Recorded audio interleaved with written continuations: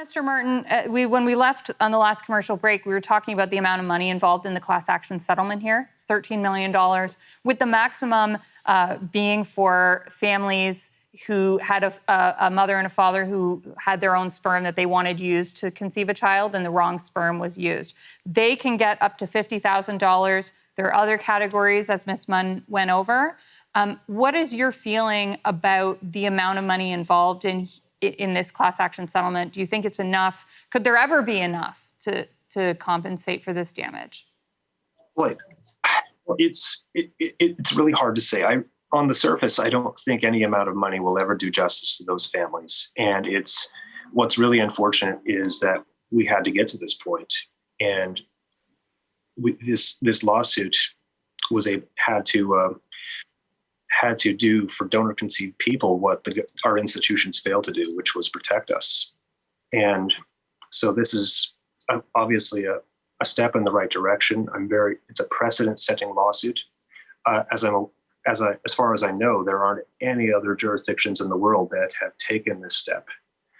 And I'm hopeful that the precedent that is set with this case will transfer to other jurisdictions around Canada, the United States, and around the world. So the physicians that betray the trust of their patients in the fertility industry can be held accountable. Now, one of the things that's unique about this class action settlement is it includes the creation of a DNA database. So, Mr. Martin, what can you tell us about that database and how you think it can help the victims in this case?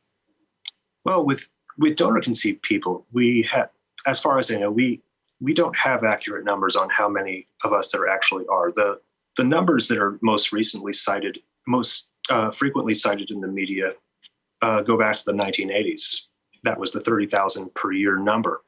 However, with DNA testing becoming very popular these days, that's how a lot of us have found our truth. So having a database set up and mandated by the courts, it's going to make sure that as more half siblings pop up, that they're going to be able to find each other and pursue mutually desired relationships. And with as high as those offspring figures could get, I mean, it could be significant, and those numbers are only going to keep growing.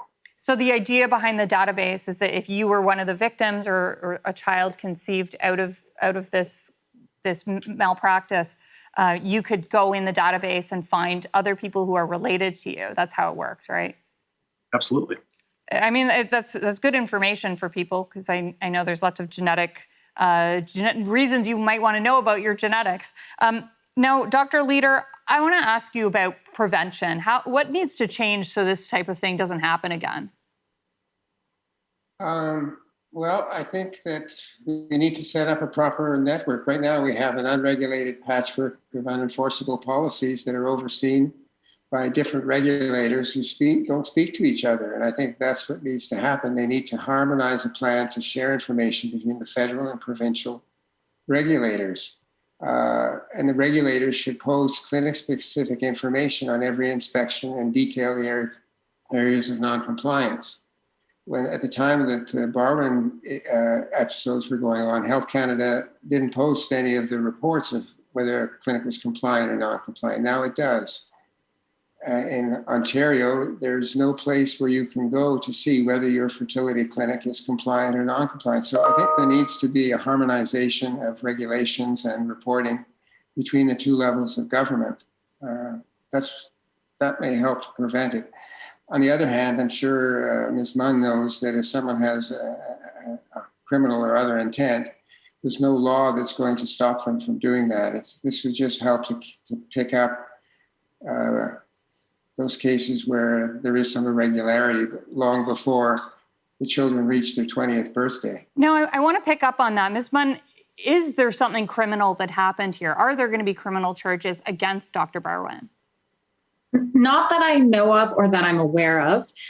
In Canada, it's ultimately up to the police to decide to investigate a case and then lay charges. We really have no control whatsoever over that.